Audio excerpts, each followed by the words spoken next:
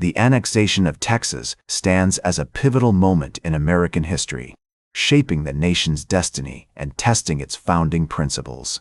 As the Lone Star Republic's turbulent journey towards statehood ignited sectional tensions and redefined the country's borders, it forever altered the course of U.S. expansion.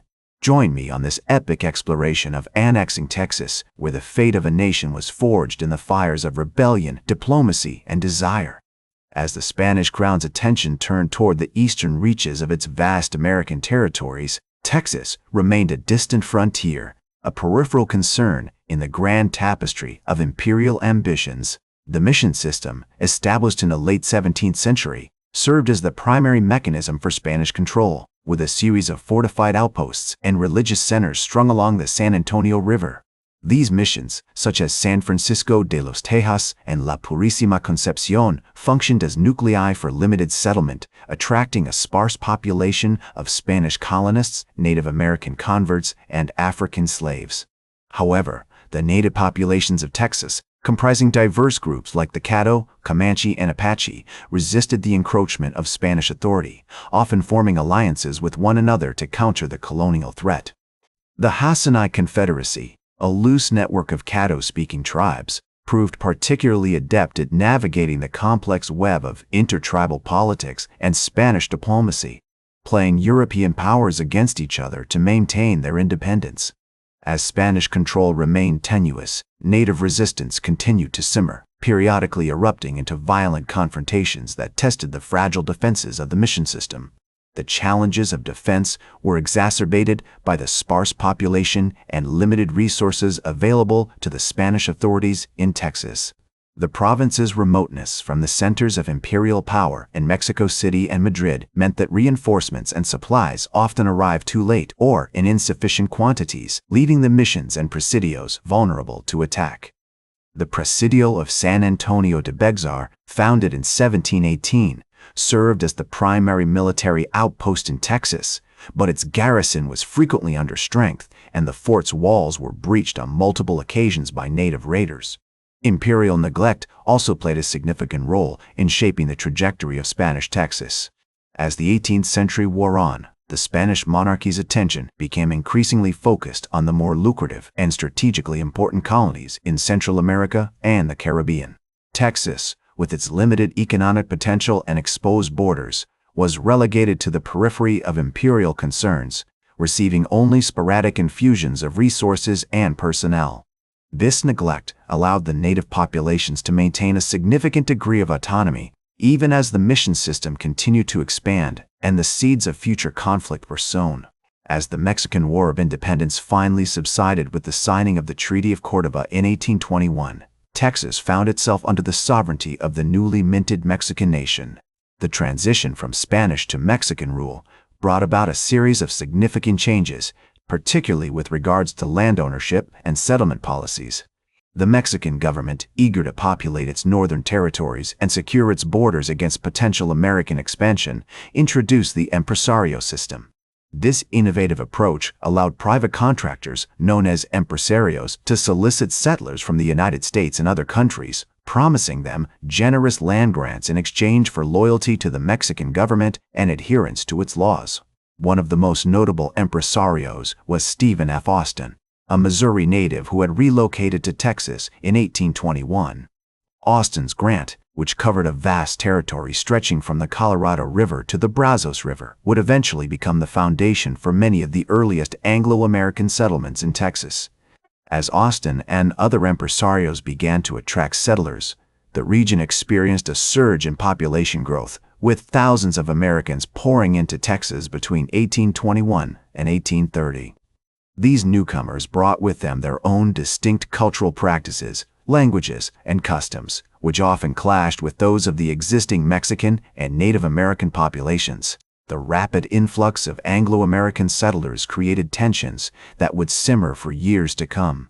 Many of these immigrants had arrived with the intention of establishing themselves as landed gentry, only to find that the Mexican government's policies on land ownership and use differed significantly from what they were accustomed to in the United States. The Mexican system, which emphasized communal landholdings and restricted speculative land sales, was often at odds with the more individualistic and market-driven approach favored by the American settlers. As a result, disputes over land titles, surveying, and usage became increasingly common, setting the stage for future conflicts. Another point of contention arose from the issue of slavery. While the Mexican government had officially abolished slavery in 1821, many Anglo-American settlers brought their slaves with them to Texas, often under the guise of contract laborers or indentured servants. This practice was tacitly tolerated by some Mexican authorities, but it nevertheless created a volatile situation, as anti-slavery sentiments among the Mexican population and the presence of free black communities in Texas threatened to undermine the institution of slavery. The impresario system, which had been designed to promote settlement and economic growth, inadvertently contributed to the escalation of these tensions as the influx of slave-holding Americans began to reshape the demographic and social landscape of Texas. As the 1830s dawned, Mexico's political landscape began to unravel, with the central government facing numerous challenges to its authority. The presidency of Anastasio Bustamante, which had begun in 1830, was marked by a series of power struggles and regional insurrections, weakening the federal government's grip on the country. Meanwhile, in Texas, the tensions simmering between the Anglo-American settlers and the Mexican authorities finally began to boil over. In 1835, the Mexican government, now under the control of General Antonio López de Santa Anna, introduced a new constitution that dramatically centralized power in the hands of the federal government. The Constitution of 1835, also known as the Siete Leyes, abolished the federal system and established a unitary state, effectively stripping the states of their autonomy. This move was deeply unpopular among the Texans, who had grown accustomed to a degree of self-governance under the Mexican federal system. Santa Anna's centralization policies also led to the abolition of the impresario system, which had allowed private contractors to settle Americans in Texas. The new government began to restrict American immigration and impose harsher regulations on land ownership, further alienating the Anglo-American population. As tensions escalated, a group of Texans, including Stephen F. Austin, began to organize resistance against Mexican authority. In October 1835, a confrontation between Texan rebels and Mexican soldiers at Gonzales marked the beginning of the Texas Revolution. The famous cry, "Come and take it," emblazoned on a makeshift cannon, became a rallying cry for the rebels as they defied Mexican demands to surrender their arms. Over the next several months, a series of skirmishes and battles took place, including the Battle of Concepcion, where a small band of Texan rebels defeated a larger Mexican force. As the revolution gained momentum, the Texans suffered a significant setback in March 1836 when Santa Anna's army captured the Alamo, a small mission in San Antonio, after a brutal 13-day siege. The loss of the Alamo was a devastating blow to the Texan cause, but it also galvanized support among the rebels and their sympathizers. The famous cry, "Remember the Alamo," became a battle standard for the Texans as they regrouped and prepared to launch a counterattack. On March 2, 1836, while Santa Anna's army was still celebrating its victory at the Alamo, a group of Texan delegates gathered at Washington on the Brazos to declare independence from Mexico. The Texas Declaration of Independence, signed by 59 individuals, including Sam Houston and William Barret Travis, established the Republic of Texas as a sovereign nation. As the Republic of Texas declared its independence, the newly formed government faced a myriad of challenges that would test its resilience and diplomatic prowess. The provisional government, led by President Sam Houston, struggled to establish a stable economy weighed down by the debts incurred during the Revolution. The Republic's currency, backed by little more than promise and patriotism, fluctuated wildly in value, making trade and commerce a precarious endeavor. Meanwhile, the lack of a formal banking system forced the government to rely on loans from private individuals and foreign investors, further exacerbating the debt crisis. Despite these economic woes, the Texans remained resolute in their pursuit of international recognition. Diplomats were dispatched to Europe and the United States, armed with eloquent arguments and impassioned pleas for acknowledgement of the Republic's sovereignty. However, the response was lukewarm at best, as many nations hesitated to antagonize Mexico by recognizing the breakaway republic. The British, in particular, walked a fine line, providing tacit support through trade agreements while stopping short of formal recognition. As the Texans navigated the treacherous waters of international diplomacy, they also faced threats from within and without. Native American tribes, displaced and disenfranchised by the rapid expansion of Texan settlements, began to push back against the encroaching republic. The Comanche, Kiowa, and Cherokee launched raids on vulnerable towns and outposts, forcing the Texans to divert precious resources towards defense and security. Meanwhile, Mexican forces, still smarting from their defeat at San Jacinto, continued to probe the republic's borders, seeking opportunities to reclaim lost territory. In the face of these challenges, the Texans began to look increasingly towards the United States as a potential savior and protector. Many citizens of the Republic, including prominent figures like Stephen F. Austin, advocated for annexation by the United States, seeing it as a means to secure their borders, stabilize their economy, and guarantee their independence from Mexico. However, this desire was not universally shared, as some Texans feared that annexation would come at the cost of their hard-won sovereignty and unique cultural identity. As the years passed, the Republic of Texas continued to teeter on the brink of uncertainty, its future hanging precariously in the balance. In 1838, President Houston, ever the pragmatist, attempted to negotiate a treaty with the United States, offering the Republic's annexation in exchange for economic and military support.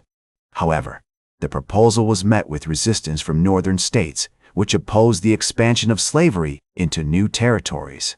The Texans were forced to wait, their fate hanging in the balance as the United States grappled with its own internal divisions. In 1841, a new president, Mirabeau B. Lamar, took office, bringing with him a vision for a more assertive and independent Texas. Lamar's administration pursued a policy of aggressive expansion, seeking to extend the republic's borders through military conquest and diplomacy. However, this approach only served to exacerbate tensions with Native American tribes in Mexico, drawing the republic into a series of costly and debilitating conflicts. As the Republic of Texas declared its independence, the issue of annexation by the United States became a contentious topic, particularly with regards to slavery. Northern states, already wary of the expansion of slavery into new territories, vehemently opposed the annexation of Texas, which had explicitly allowed slavery in its constitution. The abolitionist movement, gaining momentum in the North, saw the annexation of Texas as a brazen attempt to expand the institution of slavery, and thus strengthen the power of Southern slave-holding states. Southern politicians, on the other hand, viewed the annexation of Texas as a vital step towards securing their pro-slavery expansion goals. They argued that the admission of Texas as a new state would help maintain the delicate balance of power between slave and free states in the Senate, which had been a cornerstone of American politics since the Missouri Compromise of 1820.